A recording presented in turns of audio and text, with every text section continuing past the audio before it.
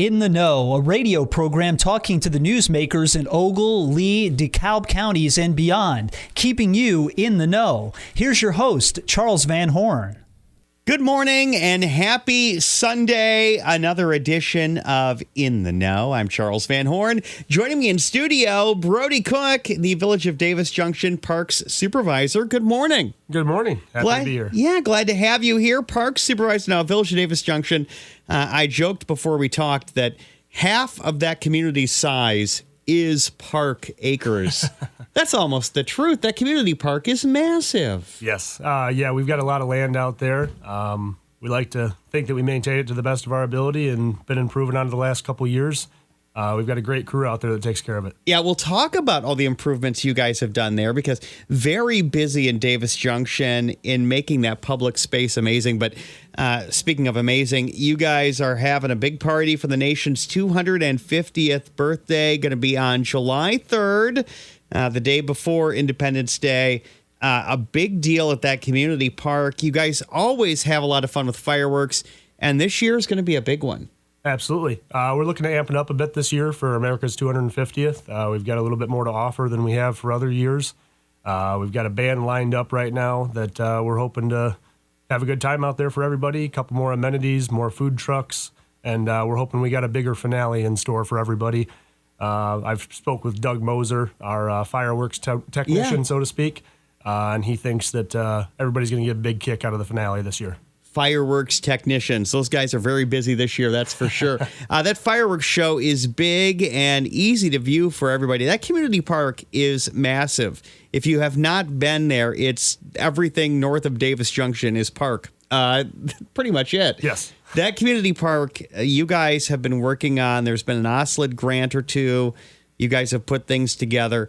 That started as just a big flat green space. About how many years ago? About 25 years ago now. And like you said, I mean, with the grants, with a very supportive board, we've been able to bring that park to life and really add a lot for the community out there. And ball diamonds, soccer fields, of course, typical things you find in a park. You guys updated the concession stand, yes. I think, right? New concession, and that's a great thing that you guys have going there too. Is that concession stand? You have an actual facility that all those organizations have a part of to use out there. And then splash pad, right? Yes. Yep. So, new splash pad, new workout station, new set of bathrooms for the additions as well. And like you said, we've basically doubled the size of the concession stand out there. So, I mean, it's been great this year. A lot more space for the guys to work and kind of live out their part of the job. It's been great. We just built the fourth ball diamond as well. That should be opening here at the beginning of next year.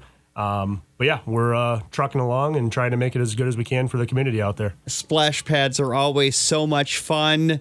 The hours on that splash pad, do you happen to know those by chance? Those are 9 a.m. to 8 p.m. As hot as it's going to be, that's going to be a very popular place. Yes. Splash pads are great. That water nice and cold? Absolutely. Get lots of shrieking, I'm sure, when you first hit that. Now, here's a question. You guys are out there. How many people are on your crew taking care of the parks? As far as the parks department goes, it's me and 8 other guys. And then we have one quote-unquote full-time mower, Roger. He's great. He takes a lot of hours away from us, just mowing and taking care of the parks, making sure everything stays low.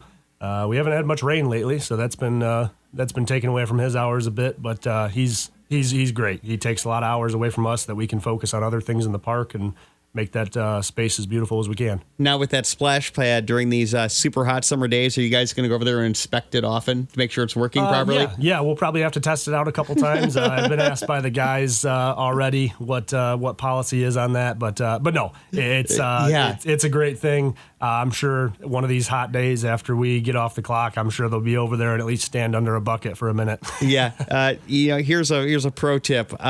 Remove boots and a spare set of work socks in the glove box. Yep. Yeah. That's how you get that done. We'll have to have that posted somewhere. 4th of July celebration in Davis Junction. Going to be on the 3rd. Talking about that band, it's going to be the Breakfast Club. They're going to be taking, you guys are going to have a stage out there? Yes. Yeah. We'll have a stage. Believe they're providing their sound equipment. Should be plenty for what we need. Kind of in one of those diamond areas, Diamond 2 as we call it. It's a big, huge open area. Should be a great spot. As of right now, we've got a beer tent lined up as well. Yeah. So JC's, one of the local establishments in Davis Junction, is going to be taking care of us there. They took care of us for the 150th and did a fantastic job. So we're happy to have them out again this year. Oh, awesome. Yeah, Breakfast Club taking the stage, 5 p.m., and that goes up all the way until the fireworks show. And, a lot of these area fireworks celebrations, after the big finale, everybody grabs their chair and their blanket and moseys on out. But you guys have something happening after the fireworks. Yes. Yep.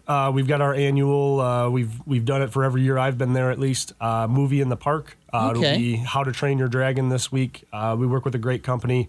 They bring out a giant inflatable 40 by 40 screen, and they project the movie. Great for, all ages. We're hoping to have it at an all ages event with the beer tent and the band and then the movie afterwards. So really just welcoming everybody out, inviting everybody out, and hoping that it'll be a great time for everybody. Hang out in the park, see the lightning bugs, see the amazing fireworks show. And you said the finale this year is going to be bigger and better, huh? You guys, it's always a great show, but how do you top years past? Yeah, like I said, Doug Moser, he does a great job. He takes care of us every year. After talking with him a little bit, I think we've come up with something between myself and him. We've upped the budget a little bit, and I think we have something really cool planned for the finale. I don't want to say too much because it hasn't been done at all in our area. They do some competitions. They go around. Yeah. They've done it a couple times, but I think it'll be really neat, especially for America's 250th. And kind of celebrating that in our own way in the village. Talking about celebrating and last year's 150th, you guys had a party out there too. You did something special on the ball diamonds last year with that giant American flag. Yep. Is something like that going to happen this year? We would like to see it done again. It was a great thing. The guys bought into it. I came in on a Monday morning before the event. And I had brainstormed it over the weekend, and they all loved it. So we ended up doing it, and I would say I'd bet my money that it'll be done again this year. It was amazing. That big flag, that thing was huge. Took up the whole outfield, one of the ball diamonds. Yes. Yep. That was all scaled up from a 3x5 flag, so all the dimensions, the stars, everything was to a T. Like I mentioned before, we've got a great crew. One of our guys actually sat down last year and basically built the dimensions for the flag. But yeah, it was giant, and we wanted it that way. Obviously that's a big day in America, and we want to celebrate it that way. Everyone flying in and out of Rockford Airport could see it. That's for sure. The thing was huge. It was tough for me to get a picture of it because the scale is crazy. So if you get there while it's still daylight before the fireworks, you can easily see the big American flag. Hopefully. Going to be on the ground there. Again, you guys do so much great work up there. Brody Cook, Village of Davis Junction Park Supervisor, in with us this morning. That community park and all your grants and all the money you guys have acquired to make that special, plus what the Village of Davis Junction has contributed. Between all the new features, including that pond, by the way. Yes. That pond is sort of a slow project because you can't put a pond in quickly. Yeah. Is it up and going? Yes. Can you fish in it now when seasons allow? Yep. We actually just opened up again this spring. We've got it stocked with some catfish, some bass, some bluegill, and some feeder fish that are in there as well. Actually, as part of this new project, we just put a fishing pier in there, which I think is a great addition to that. Definitely much needed, and I think it adds a big part to our pond. But yeah, no, it was dug out in 2023. It was about 6 foot deep with silt at the bottom when it was dug out, and it's 14 feet now with a 2 foot clay liner, so 12 feet total. Fish got plenty of room to live and get around in there. But yeah, no, it's been great. We've had a great opportunity to work with a company that really helps us treat the pond, kind of manage it a little bit better than it has been in the past.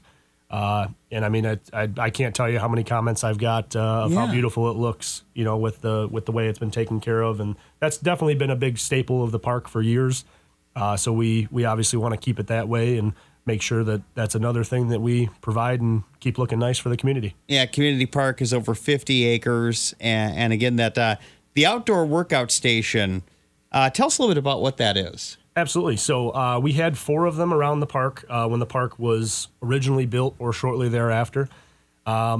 we ended up, they needed to be, they'd served their life. They were starting to get a little beat down, so we wanted to put one back in. It got put back right at the front of the park, right across from the splash pad, right where the old one was. And we decided to go the turf route this time with some higher end equipment to make it kind of a lasting mark. Like I said, it's another great thing that we were able to add at the hand of a very supportive board and great OSLED grants that we've been able to do this thing for the community. Now, Community Park isn't the only park you guys have. You have Sandvik Park and Jeremiah Davis Memorial Park. Those are smaller parks, but still public green spaces. Yep. Sandvik Park has a playground, some other stuff. Is there more stuff coming to that park in the future? I'm hoping so. They definitely, the Sandvik Park over there, we recently renamed. It had a very vague name of 10 Acre Park before. Yeah. We recently renamed it. It was actually named after the farmer that used to farm that land there.